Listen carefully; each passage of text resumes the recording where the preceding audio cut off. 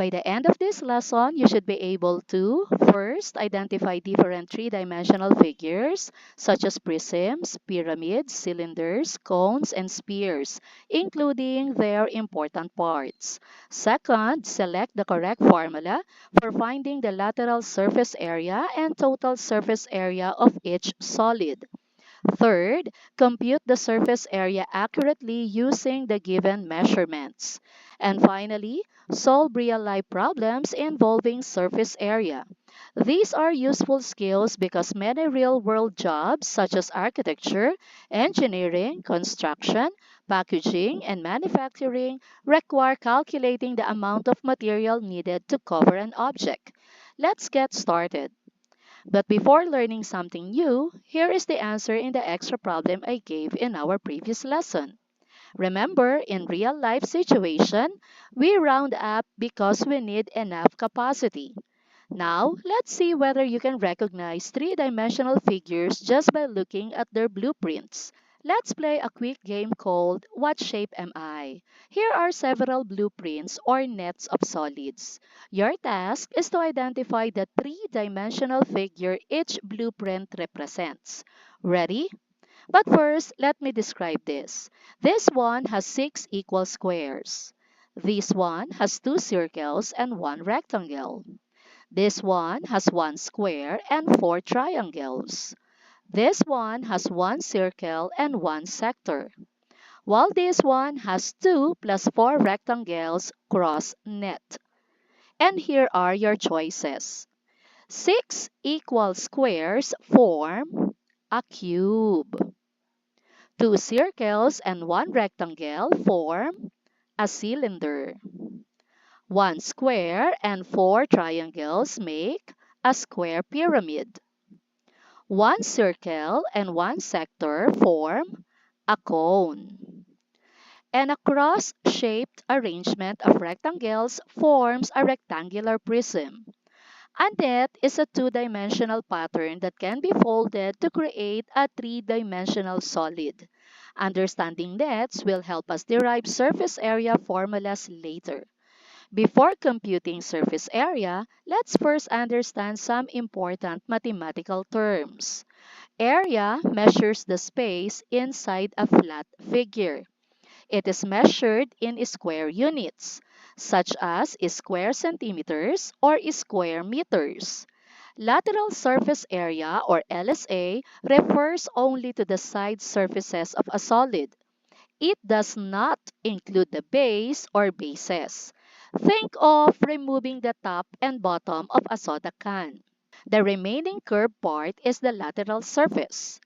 Total surface area or TSA is the sum of the areas of all the surfaces of a solid. A face is a flat or curved surface of a solid. This includes every face or curved surface. A polyhedron is made entirely of flat polygon faces, while a non-polyhedron has at least one curved surface. An edge is where two faces meet, and a vertex is a corner point where edges meet. Let me ask you, which has a curved surface, a cube or a cylinder? Correct, the cylinder. Now that we've mastered the vocabulary, let's classify three-dimensional solids. Let's start with polyhedrons. A polyhedron is a solid bounded entirely by flat polygons, straight line segments called edges, and corner points called vertices. One special group is called the platonic solids. These are three-dimensional polyhedra whose faces are all congruent regular polygons, with the same number of faces meeting at every vertex. There are only 5 platonic solids. These are the tetrahedron, which has 4 equilateral triangle faces, the cube or hexahedron, which has 6 square faces, the octahedron, which has 8 equilateral triangle faces, the dodecahedron, 12 regular pentagon faces, and the icosahedron, which has 20 equilateral triangle faces. Next are prisms. A prism has two identical parallel bases connected by rectangles. And finally, we have pyramids. A pyramid has one base and triangular faces that meet at a common point called the apex. These solids have flat faces, making it possible to create nets for them. Let's begin with one of the simplest and most familiar solids, the cube. A cube is one of the most common three-dimensional figures we encounter every day. A cube is a solid bounded by six congruent square faces. Can you think of some examples? That's right. We have a dice, the Rubik's Cube, gift boxes, sugar cubes. Let me discuss the parts of a cube. We have here the face. This is a flat surface in a form of a square. This, these are all called edges. It is a line segment where two faces meet. While this one here is the vertex. It is a corner where three edges meet.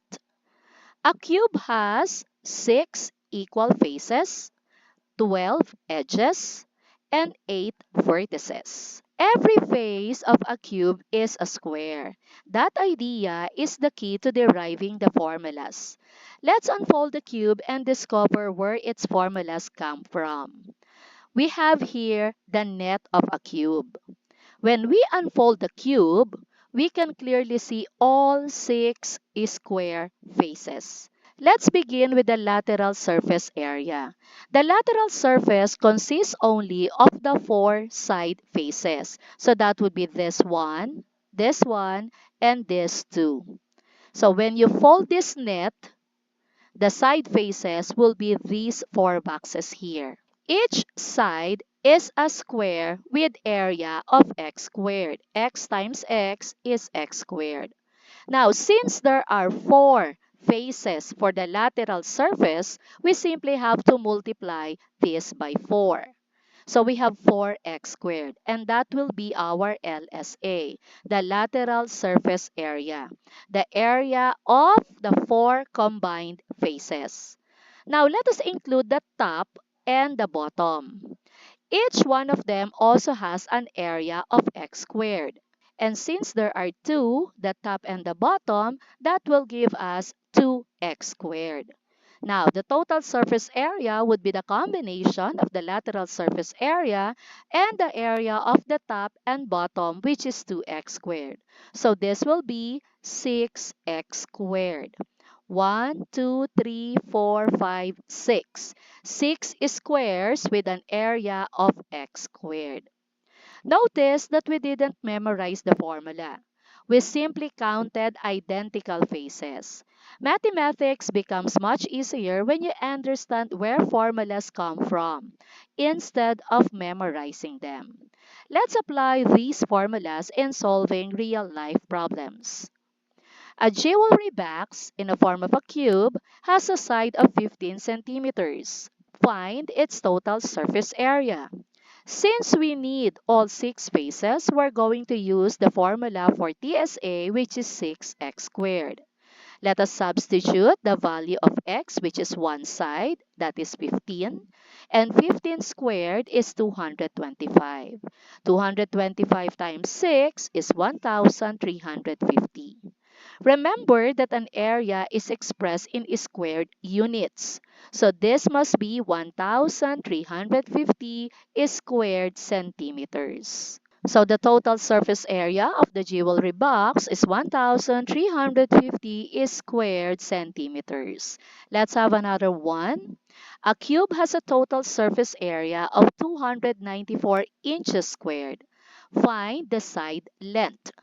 Since we are given the total surface area, let's recall the formula for it, and that would be 6x squared. Since we are given the TSA, which is 294, I'm going to substitute it for the TSA. Now, to solve for x here, I'm going to divide both sides by 6. So these two 6's here will cancel out, and 294 divided by 6 is 49. Since I only want x, not x squared, I'm going to extract a square root on both sides. So the invisible index 2 here and this exponent will cancel out and the square root of 49 is 7. So the side length of the cube is 7 inches. Notice that sometimes we're solving for the total surface area while other times we're solving for the missing dimension. Always identify what is being asked to guide you in answering. Let's move to our next polyhedron, the prism. A prism is a three-dimensional solid with two identical and parallel polygonal bases connected by rectangular side faces. Notice that the two bases are always congruent and directly opposite each other. Another important characteristic of a prism is that its cross-section remains the same from one end to the other. That's why prisms are commonly used in buildings, packaging, and containers. Prisms are also named according to the shape of their bases. For example, this is a triangular prism. It has a triangular base. A rectangular prism has a rectangular base. A pentagonal prism has a pentagonal base, and so on. Today, we'll focus on the most common type, the rectangular prism. Let me discuss the parts. Once again, this is the face, and this is a flat surface in a form of rectangle. This is, again, the edge, which is a line segment where two faces meet. And this one here is, again, the vertex, a corner where three edges meet. Just like the cube, it has 6 faces, 12 edges, and 8 vertices. The difference is that its faces are rectangles instead of squares. Let's unfold the prism and derive its formulas. Once again, L is for the length, W is for the width, and H is for the height. This is the net of a rectangular prism. When unfolded, we can see clearly 6 different rectangular faces. Let us derive the formulas one step at a time. Let's start with the front and back faces. So this will be the back face and this one is the front face. Let us isolate one rectangle here. So the dimension of this rectangle is length times the height. So that would be the area. Since we have two, the back and the front, then our area would be 2LH. Next, let us observe the left and the right faces. So where would it be in this net? That would be this one and this one. Let's isolate one. So this is the height and the width. So the area of this rectangle would be width times height. This is for the left and right faces. Since there are two, left and right, then we have 2WH. And the last one is the top and the bottom faces. That would be this one, the bottom, and this one, the top. Let us isolate. That would be the width multiplied by the length. So the area of this rectangle would be length times width. Since there are two, the bottom and the top, we have 2 length times width. Now let us determine the lateral surface area. The lateral surface includes only these 4 faces. So that would be 2LH plus 2WH. Common factor is 2 and H. We factor it out. So we have 2H times the quantity L plus W. For the total surface area, let us include the top and the bottom. Each has an area of LW. Since we have 2, we're going to add 2LW. Common factor is 2. Let's factor it out. So we have 2 times the quantity LH plus WH plus LW. Instead of memorizing this formula, remember that you're simply adding the areas of 3 pairs of identical rectangles. Surface area is simply the total area needed to cover every face of the solid. Let's solve a real-life problem. Maria's shoebox has a length of 30 centimeters. with a width of 20 centimeters and a height of 10 centimeters. Find its total surface area. Let's recall our formula. That will be 2 quantity LH plus LW plus WH. Our length is 30, substituted for L. Our width is 20, substituted for W. And our height is 10, substituted for height. So we have here 30 times 10 is 300, 30 times 20 is 600, 20 times 10 is 200. 300 plus 600 is 900, plus 200 is 1,100. Times 2, that will give us 2,200. Remember that it should be in squared units, so our answer should be 2,200 squared centimeters. The total surface area of the shoebox is 2,200 squared centimeters. Always perform the multiplication inside the parentheses before multiplying it by 2. Doing otherwise often leads to incorrect answers. We've learned solids with two congruent bases. Now, let's study a solid with only one base. A pyramid is a three-dimensional solid with one polygonal base and triangular faces that meet at a single point called the apex. Unlike prisms, pyramids has only one base. Every triangular face slopes upward until all of them meet at one point. Pyramids are named after the shape of their base. For example, if the base is a triangle, then we have a triangular pyramid. Today we'll focus on a square pyramid. Have you seen pictures of the Great Pyramid of Giza or the Luxor Hotel in Las Vegas? Both resemble square pyramids. Understanding their surface area helps engineers estimate the amount of glass, stone, or construction materials needed. Let's identify the important parts of a square pyramid. This one here is what you call the apex. This is the pointed top where all faces meet.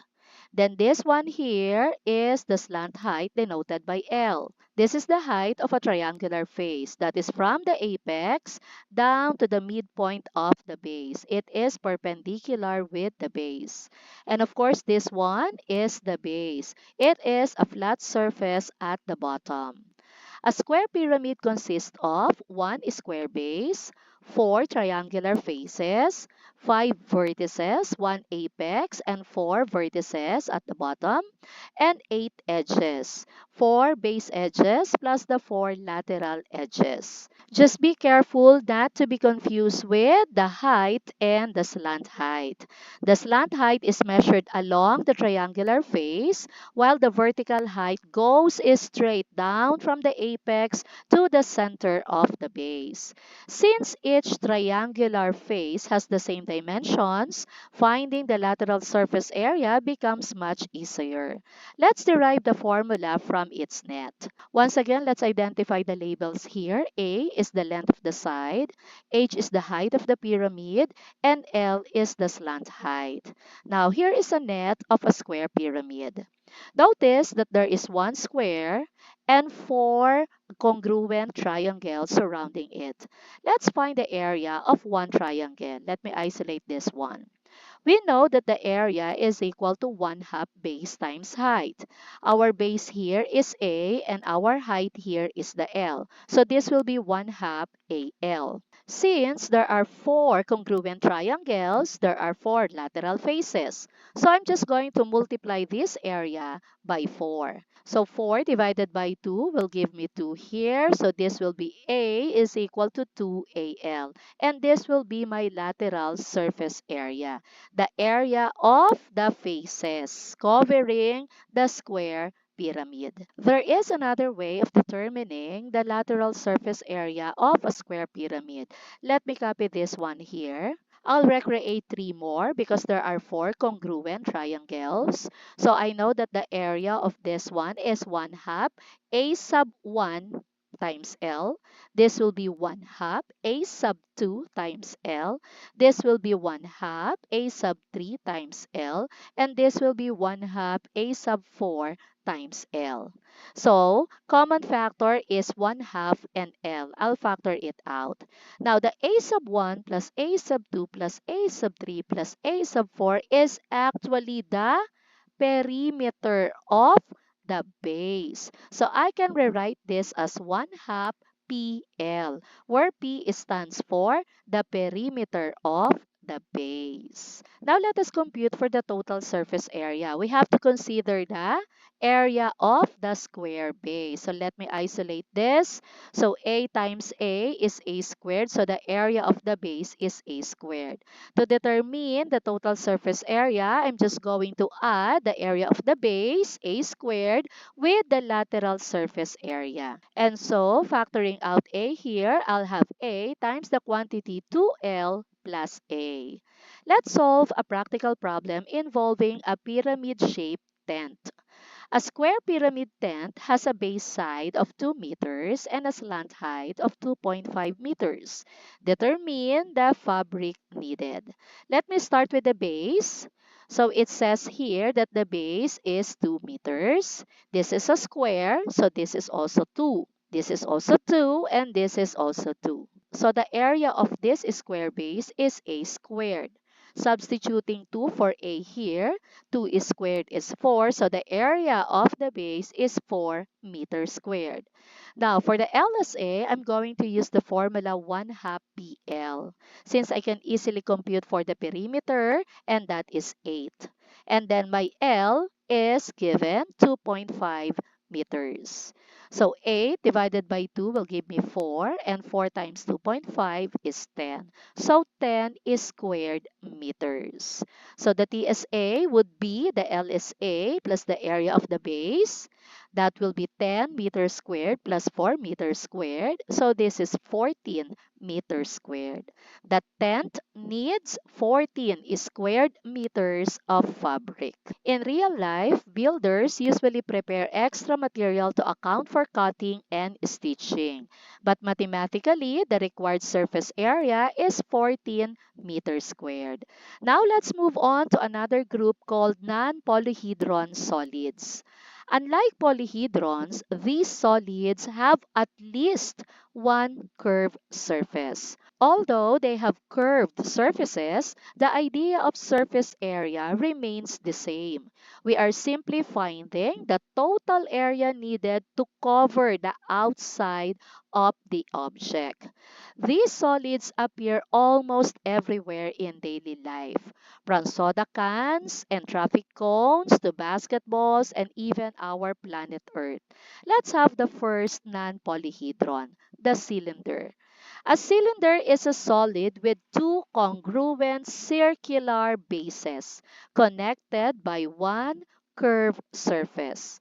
Let's identify its important parts. Let me start with this one. This is the radius. This is the distance from the center of the base to any point on the circumference. This one here is the height. This is the perpendicular distance between the two bases. And this one here is the base. This is the circular top or bottom surface. Now, a cylinder has two circular bases, top and bottom, and one curved surface. It has no vertices, it has no edges. Think of a soda can, a water tank, or a pipe. All of these objects are examples of cylinders. Let's unfold the cylinder and discover where its formulas come from. Again, we are going to unfold this so we could determine the net. So we're going to need a scissor and cut through. And then we are going to unfold this lateral face. It will look like this. It's a rectangle. Now, for the top and bottom bases, we need two circular bases. These three now is the net of a cylinder. For a rectangle, this one is the height, and this one is the length. So the area of this rectangle is length times h.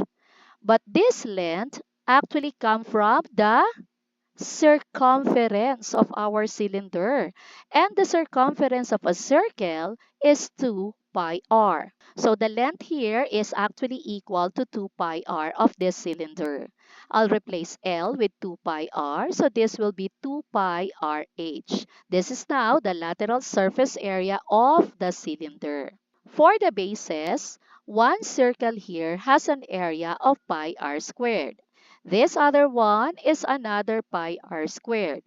So adding them together is 2 pi r squared. To solve for the total surface area, I will simply add 2 pi rh and 2 pi r squared. I'll factor out the common factors, which are 2, pi, and r. And this will give me 2 pi r times the quantity h plus r. This is now the total surface area of a cylinder. Let's have an example. A soda can has radius 3 centimeters and a height of 12 centimeters. Find its LSA and TSA. Let's recall the formula. The LSA is 2 pi RH. Since we have the radius, which is 3, and the height, which is 12, we can simply substitute them to the formula. And then we have 2 times 3 is 6 times 12 is 72. So we have 72 pi squared centimeters. If we want this in whole decimal, we simply have to multiply 72 by pi, and this will give us 226.19 squared centimeters. For the TSA, let's recall our formula. 2 pi r times the quantity h plus r. Substituting 3 for r, and 12 for h. Let's solve this. 12 plus 3 is 15. 2 times 3 is 6, and 6 times 15 is 90. So we have 90 pi squared centimeters. In full decimals, this will be 282.74 centimeters squared. Notice that the difference between the LSA and the TSA is simply the inclusion of the two circular bases. Let's move on to another common solid called the cone. A cone has one circular base and one curved surface that narrows to a single point called apex. This is the pointed top. This one here is the slant height.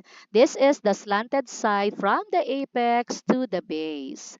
While this one is the height, it is the perpendicular distance from the apex to the center of the base.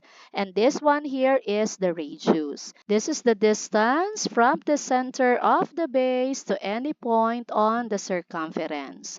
A cone has one circular base, one curved surface, and one apex. Now let's see how the cone's formula is derived. Once again, the notations here: R is for the radius, H is for the height, and L is for the slant height. Now, for the net of the cone, I'm going to do the same thing we did in the cylinder. I'm going to cut the lateral face of the cone and unfold it. It will look like this. And this is what we call a sector. And a sector is a part of a circle. The arc length of the sector here is equal to 2 pi r. That is the circumference of our cone. Notice that the radius of the sector is the slant height L. So if I'm going to get the circumference of this circle, that will be 2 pi L.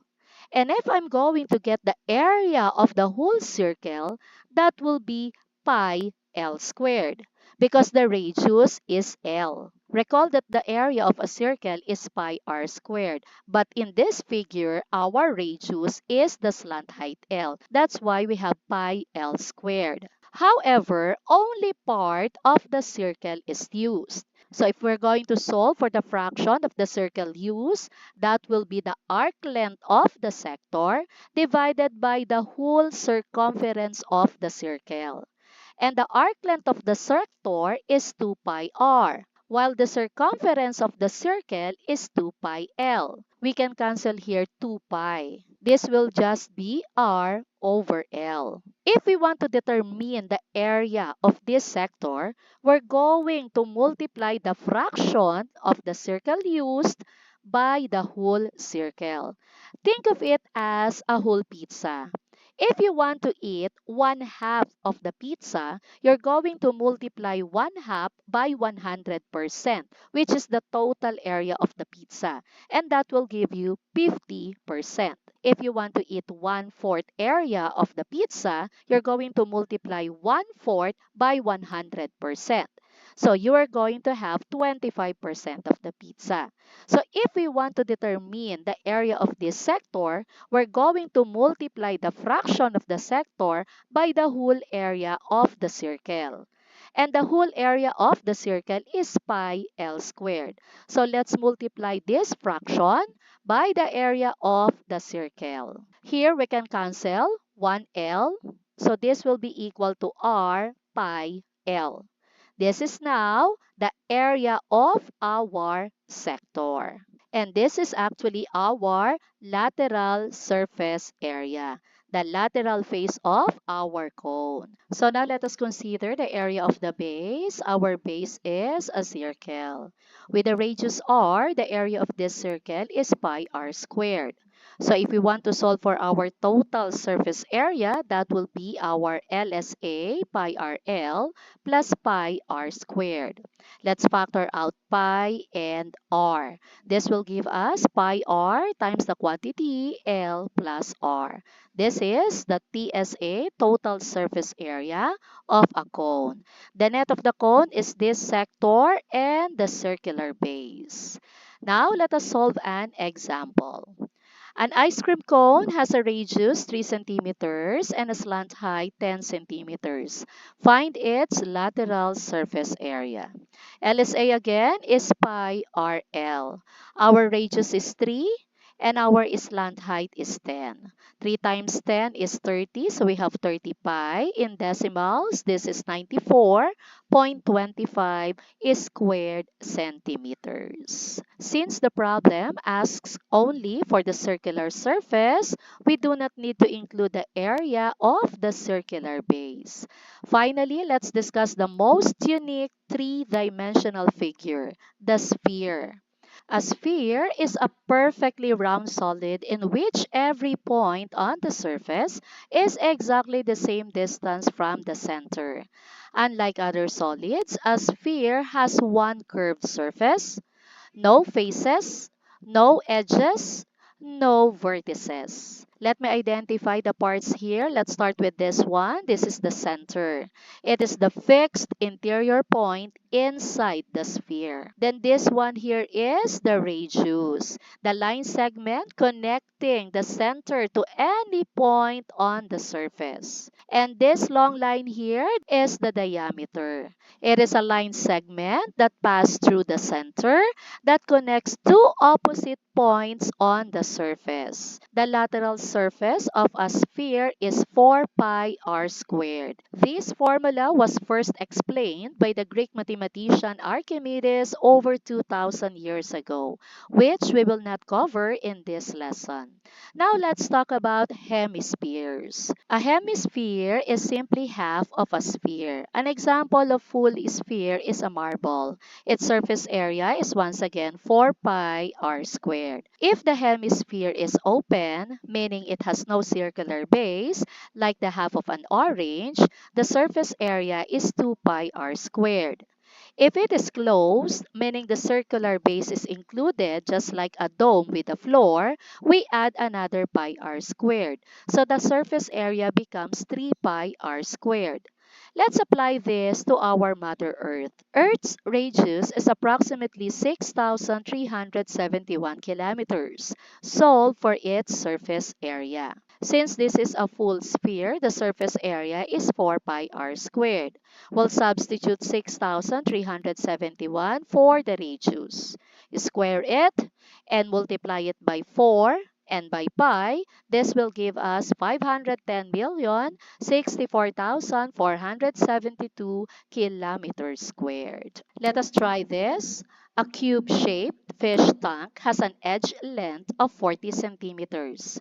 The top of the tank is open. How many square centimeters of glass are needed to make the fish tank? We are given the edge length of 40 centimeters. So this is 40 centimeters. This is also 40 centimeters. And this is also 40 centimeters. We know that the face of a cube is a square and the area of the square is x squared. Let us substitute 40. So this will be 40 squared. So the area of one square is 1,600.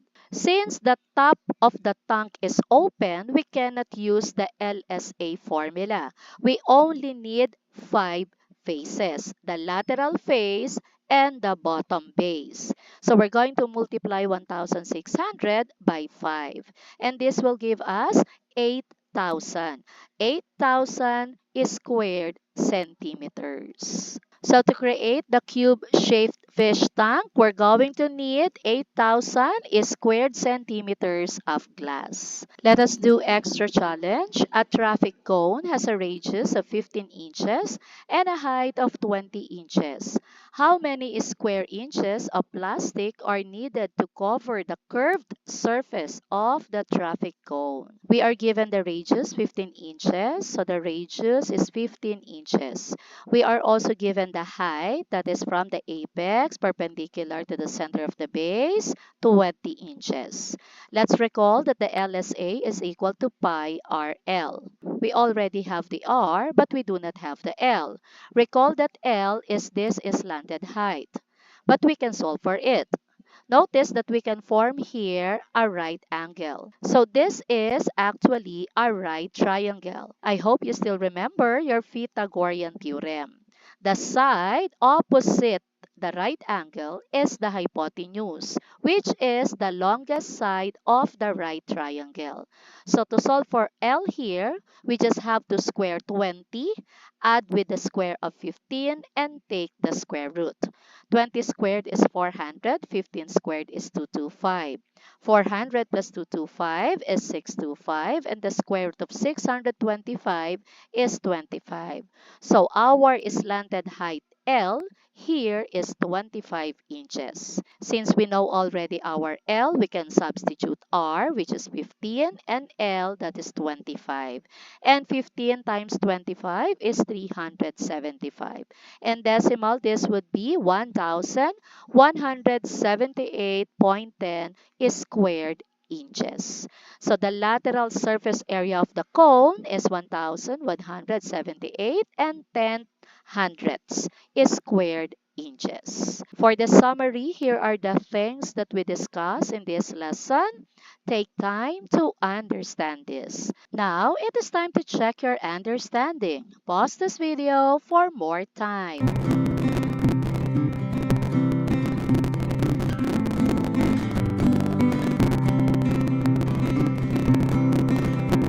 Let us answer.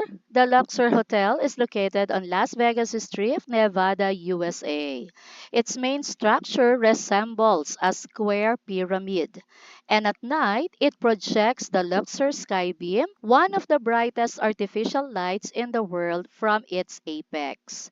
For a scale model of the Luxor Hotel, the square base has a length of 24 meters, and each triangular face has a slant height of 30 meters. How many square meters of glass are needed to cover the 4 triangular faces of the hotel? Once again, a side length of 24 meters, so this is 24 meters, and a slant height of 30 meters. We are asked to determine how much glass is needed to cover the 4 triangular faces. So meaning we are just looking for LSA. And LSA is equal to 2AL. We already have the A, 24, and the L, 30. 2 times 24 is 48, times 30 is 1,440 squared meters. Let me use another formula for the LSA, which is 1/2 PL. Our perimeter would be 24 times 4, and that is 96. And our L is still 30. 30 divided by 2 is 15, times 96 is still 1,440 squared meters. Gets? If you found this lesson helpful, don't forget to hit the like button and leave a comment. Share to reach more learners and subscribe to support the channel. For you to master this lesson, here is an extra problem for you to work on. Watch out for my next video lesson where I reveal the answer. Keep practicing, keep learning, and as always, you've got this with Mom C Cube. Our next lesson is calculating the volume of prisms, pyramids, cylinders, cones, spheres, and combinations of these.